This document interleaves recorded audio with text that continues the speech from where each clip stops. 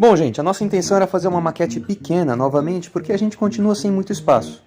Eu queria algo de diferente nela, especialmente para que ela não tivesse essa impressão de que ela fosse tão plana. Então a gente teve que pensar um pouquinho aí. A primeira coisa, ela só tem um par de desvios, ambos esquerdos. A marca Hornby é esse código que você está vendo aí. Nós temos um vídeo sobre isso. Essa é o nosso projeto, a gente acabou fechando dessa maneira. Os dois desvios Hornby aqui embaixo. E lá em cima, o mais interessante é o seguinte: para que dê certo o circuito usando esses desvios, eu descobri que a curva deles é igual à curva 4166 da Fratesc. Então essas curvas foram compensadas ali em cima, conforme você está vendo. O resto é um circuito com trilhos 4188 e os trilhos retos que você vê, 4222, o trilho comum da Fratesc. Eu, depois de ter colocado os trilhos sobre o tablado, risquei dos seus lados para que a gente pudesse conseguir fazer o que seria aí um pouquinho de brita por baixo deles. Passei cola diluída em água, 1 para 1, e fui colocando a brita numa boa. E esse é o primeiro resultado da coisa. Você precisa ficar sempre jogando no chão e você não pode ter preguiça de varrer o chão várias vezes, porque você vai jogando no chão e aí você vai ter recolhendo e usando para colar novamente. Aqui já tem um vídeo a respeito sobre o nosso viaduto. É um dos vídeos mais recentes que estão aí no canal. Eu fiz um viaduto usando essas partes de papelão, esses retalhos de papelão, colando com Super Bonder. Aqui eu estou mostrando de uma maneira resumida, mas nós partimos de um portal de túnel Fratesc, esse normalzinho que vende por aí. Ele é uma referência de altura, ele é uma referência de para que se encaixe direitinho na linha, né, direitinho, e tenha uma dimensão condizente. A gente fez tem mais ou menos 8 ou 9 centímetros a largura desse viaduto. Você está vendo aí que essa maquete, as suas laterais, eu coloquei antes, né, do tablado. Eu só preguei aí alguns pedaços de Alcatex pintados de azul, para que a gente pudesse apoiar certas partes e servir de um backdrop. Aí você tem a primeira parte do resultado. O próximo passo agora foi instalar os fios. Simplesmente ligar os fios, né, instalar a elétrica, mas a elétrica dessa base, dessa maquete, é muito simples. A gente só precisou soldar nos dois lados do trilho, na realidade nos dois trilhos, em cada lado da grade, um dos fios que vão para o controlador de um lado, um fio, do outro lado o outro, como se faz a ligação normal, conforme se instrui, né, nas caixas da Fratesc e nos materiais em geral.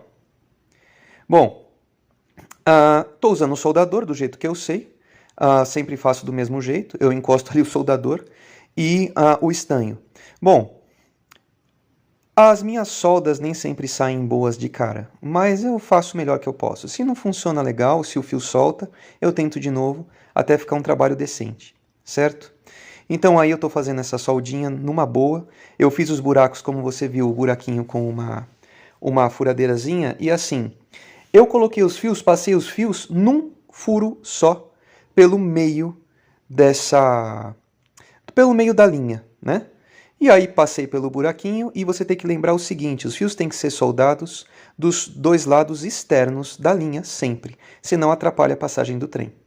Aí eu estou simplesmente ligando no controlador, tanto faz o controlador Fratesc que você tem. Eu tinha esse CT5100 aí que está funcionando mais ou menos bem, então eu acabei instalando esse próprio controlador na maquete.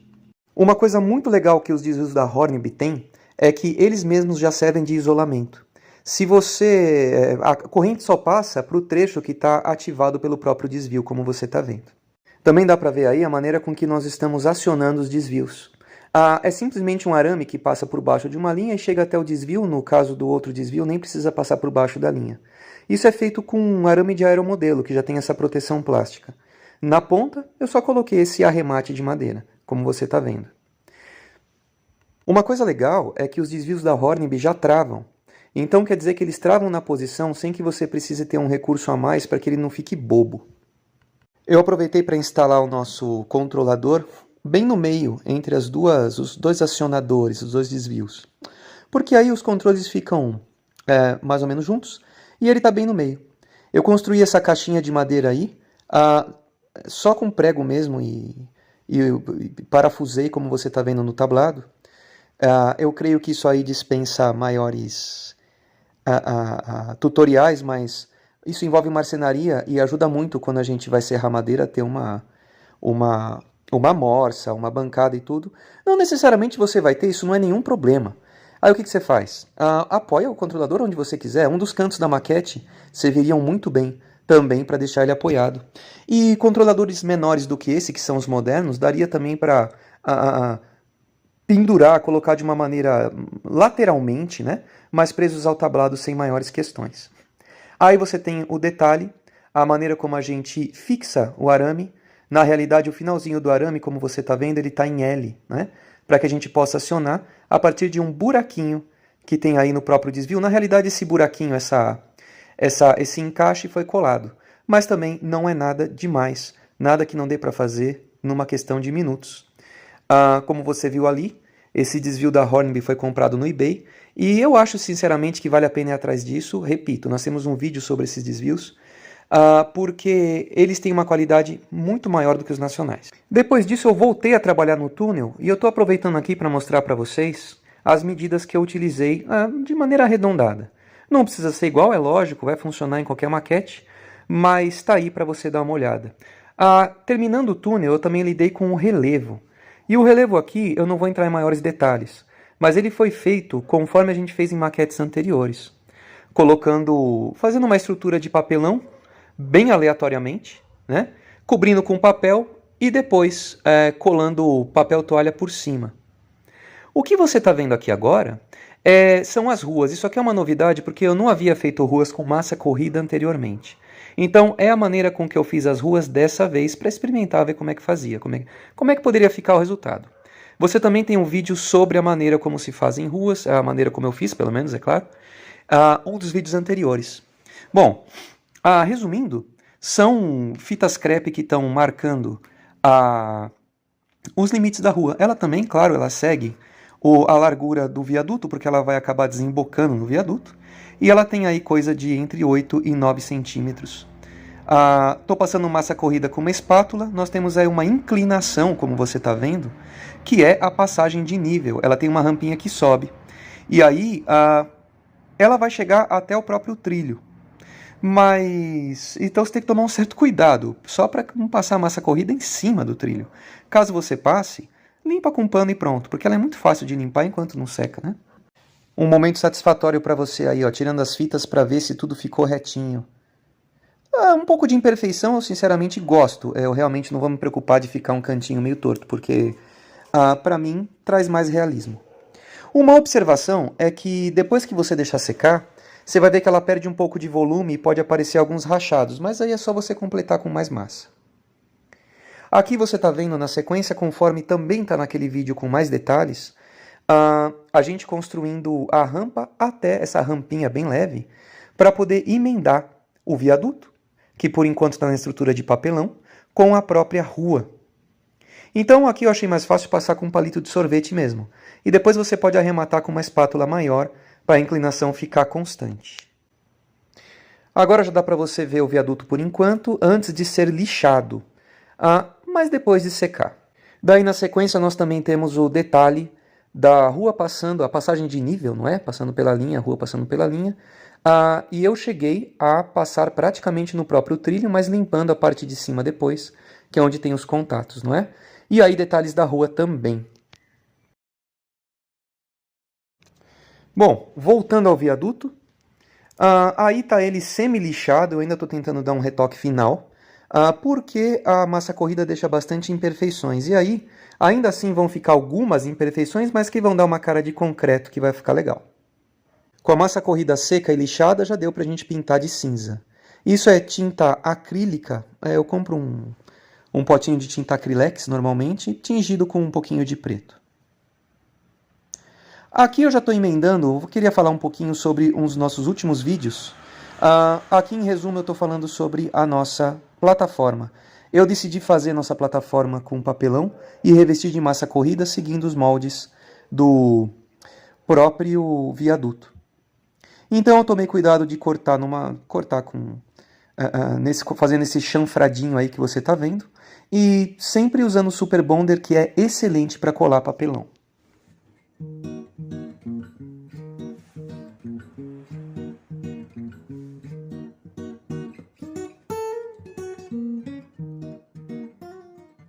Aí está o resultado da plataforma. Resultado não, né? Por enquanto, com esses reforços, a parte de papelão montada, a estrutura, né?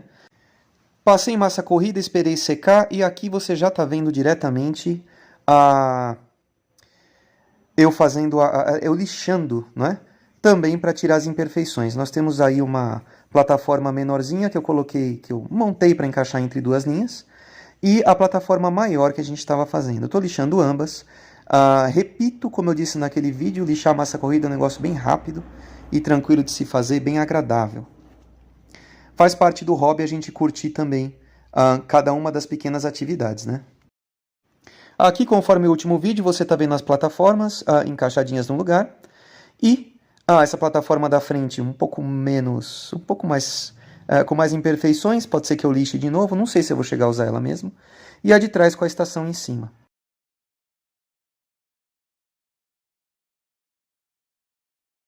Se você está gostando, dá uma curtida aí, dá um joinha, porque isso leva o nosso vídeo para várias outras pessoas que podem aderir ao hobby e podem começar a conversar com a gente também.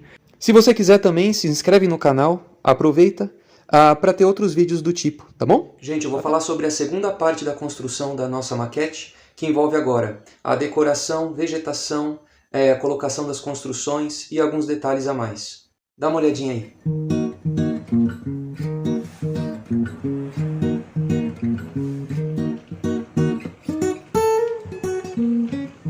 Bom, como vocês sabem, a intenção dessa vez era que a nossa maquete não ficasse com aquela impressão de ser muito plana. Então a gente abusou do relevo.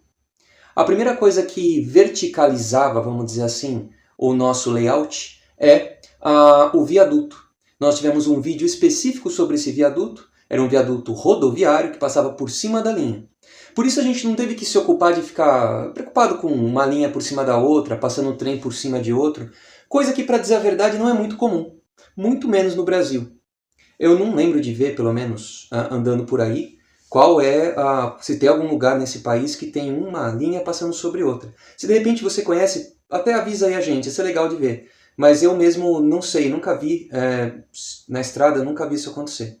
Bom, seja como for, a gente tem aqui a nossa intenção foi verticalizar. O que eu quero dizer com isso? Deixar a nossa maquete com uma impressão mais tridimensional.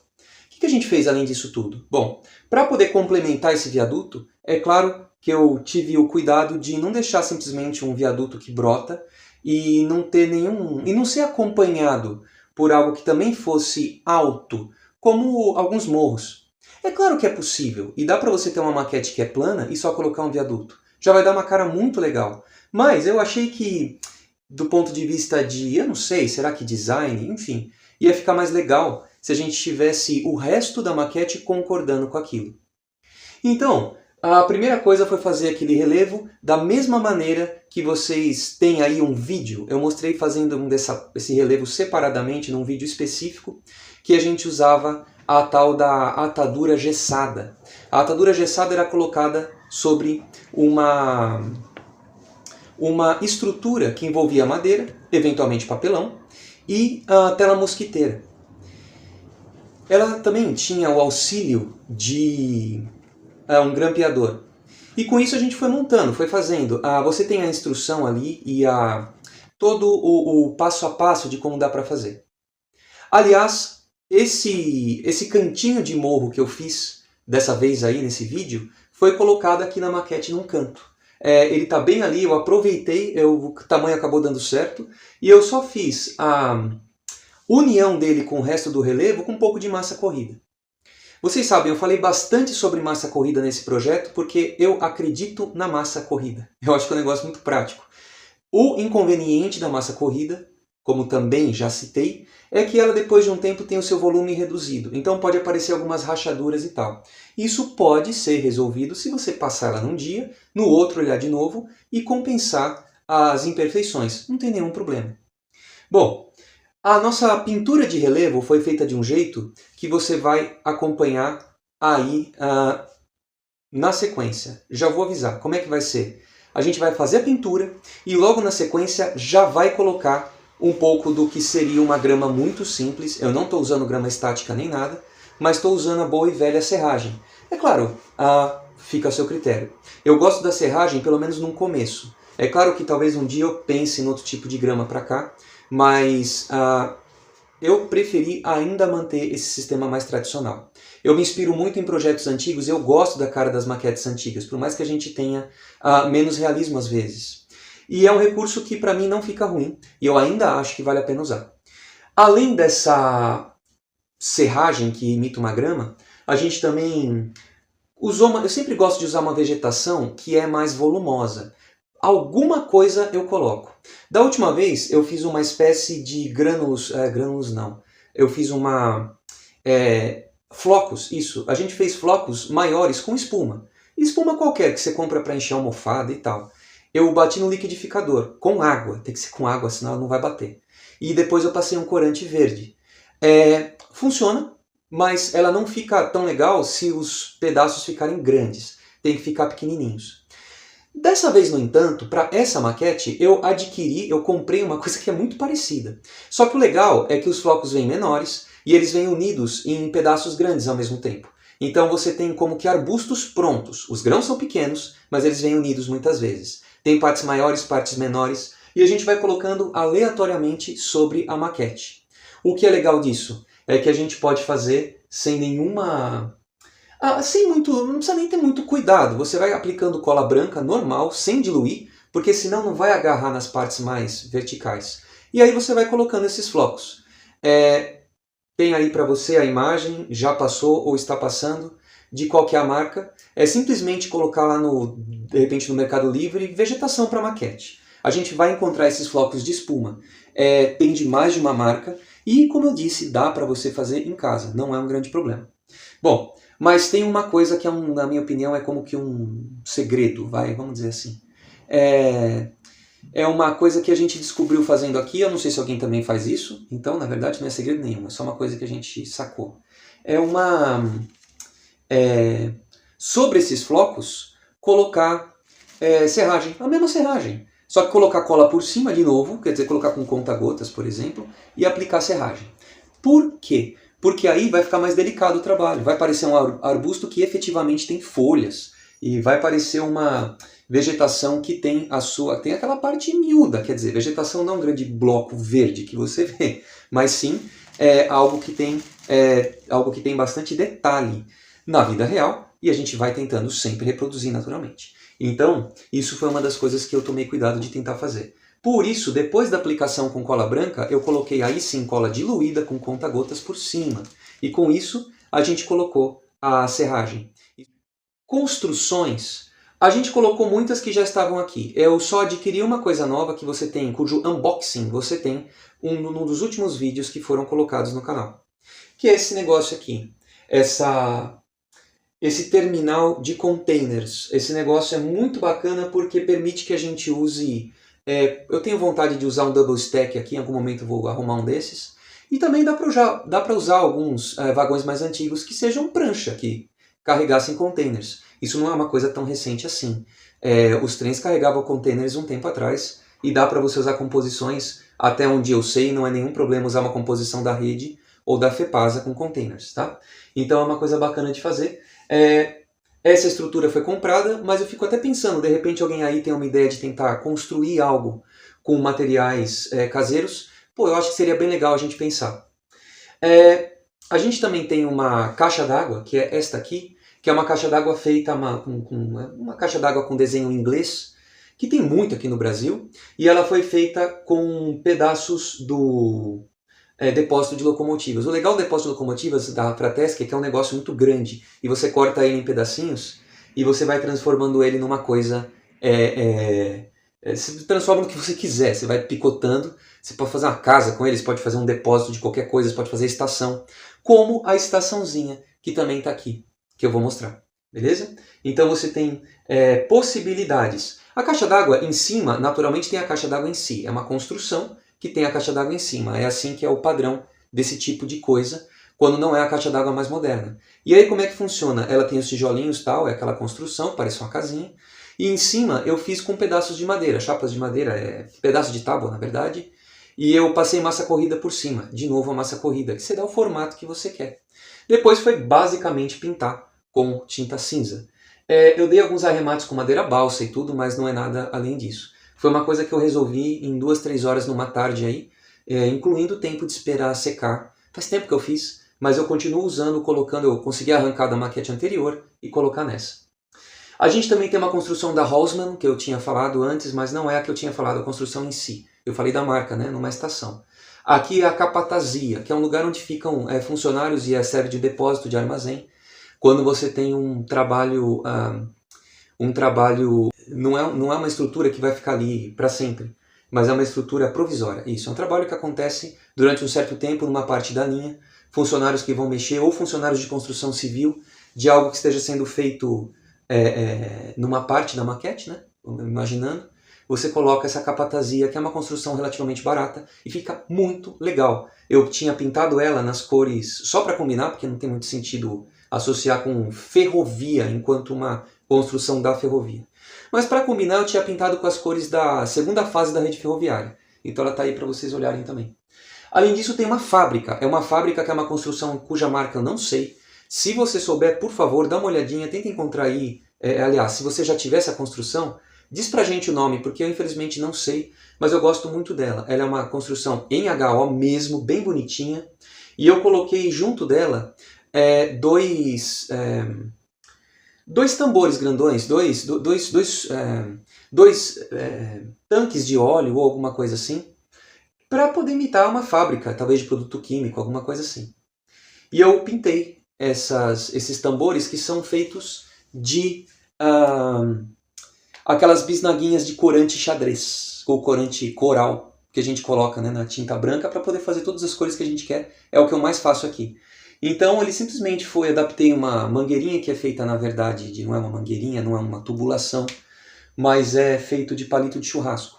E eu pintei depois com spray prateado, só isso, tá? E aí coloquei do lado, deu uma cara legal. Essa construção, que é uma fabriquinha, originalmente está aí, né? E foi o que nós fizemos. Tem alambrados aqui também que foram comprados. É uma construção que você. É um kit, não é um kit, né? É algo que já vem pronto, né? Mas o pessoal diz por aí que dá pra gente fazer também com tela mosquiteira ou tela metálica e fazer a estrutura com arame. Se você está acostumado a mexer com solda, pode ser uma boa, né? E para além disso, não tem nada, não tem tanto espaço para colocar muito mais coisa. Tem o chupim para transferência de grãos, que a gente colocou aí num vídeo anterior também. E de resto é isso. O que tem de especial nessa maquete, não sei se eu vou chamar de especial, mas também tem vídeo dedicado a isso, são esses acionadores de desvios, tem um aqui que dá para você ver, que são manuais. Então dá para você ver que simplesmente é uma haste ligada ao desvio. Eu achei legal fazer desse jeito, porque simplifica a parte elétrica da maquete. Não que seja difícil, mas é muito comum depois de um tempo começar a dar problema nos acionadores de desvios automáticos da Fratesc, aqueles que são elétricos. Então eu já preferi fazer logo, já que tem pouco desvio. E eles estão todos na frente da maquete, fazer um acionador manual. Então é uma possibilidade. Tem dois desvios só. É um pátio extremamente simples e a gente tem essa brincadeira aí de fazer desse jeito. Esse acionador eu disfarcei com vegetação e pronto.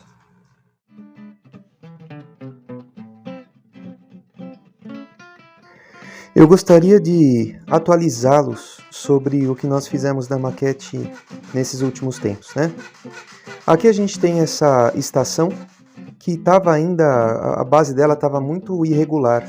Então eu optei por lixar. Isso é uma excelente opção. Só lixar no chão. Olha como ficou outra coisa. Esse foi o primeiro passo. Aí a gente vai sempre encontrando alguma coisinha que ainda dá para fazer, né? Aquele cantinho ali, que é a base da fábrica, que tem esse muro de arrimo, né? Ali eu coloquei, vamos supor que entre o muro e essa rua ainda tem um pouco de solo. Então eu imaginei, Vamos tampar essas imperfeições com um pouquinho de vegetação que tivesse crescido aí, repito, entre esse asfalto aí, como se ele tivesse com algumas falhas e tudo, e esse muro. Vai ficar com uma cara legal e ao mesmo tempo vai tampar várias imperfeições dessa região. Porque não foi difícil montar essa parte, eu acabei não abordando essa parte aí da maquete, mas isso era importante fazer. E claro, né, sempre a gente deixa alguns pedacinhos que por alguma razão não pegaram tinta e também não pegaram vegetação. Então esses branquinhos que são originados da parte mais antiga, mais original dessa estrutura da maquete, eu tampei com esses verdes, com essa grama, né? Finalmente aqui a gente está colando a estação sobre a plataforma. Estou usando o cianoacrilato, né? O Super Bonder. E também tem mais alguns detalhes que eu vou querer colar. Como esse banquinho e também essas sacarias que vão ficar aí na frente, porque essa estação é principalmente para carga, né?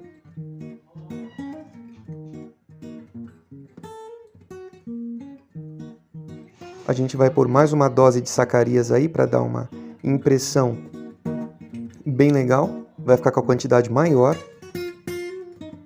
Finalmente vou colar também aquele banquinho que fica ali rente ao muro. A gente vai abordar esse muro daqui a pouco, porque ele também foi algo que foi feito depois que a gente deu a maquete por mais ou menos terminada. A gente vai pensar em alguns personagens também para ir colocando por todo o layout.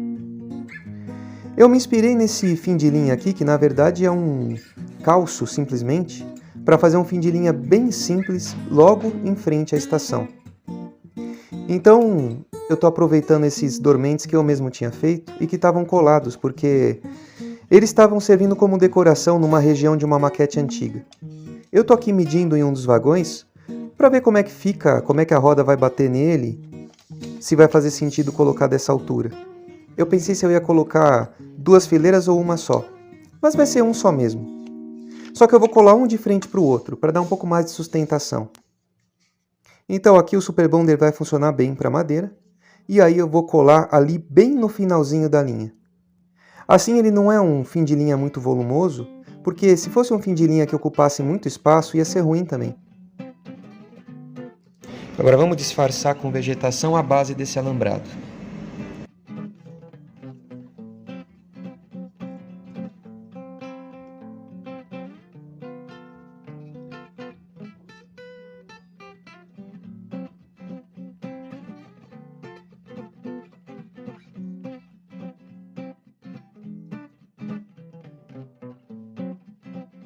Agora você vai acompanhar a construção dos muros que utilizaram esse material texturizado que você está vendo. Dá uma olhadinha.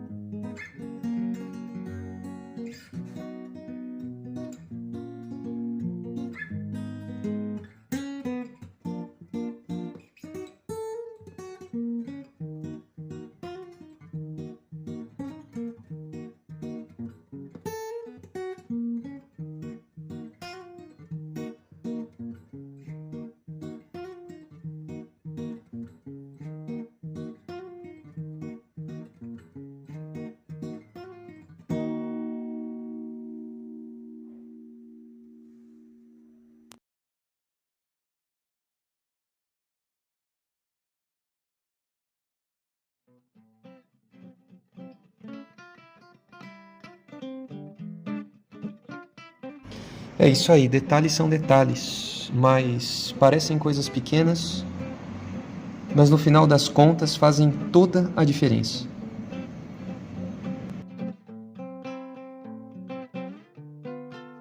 E é isso aí. Obrigado por acompanhar e a gente vai se falando.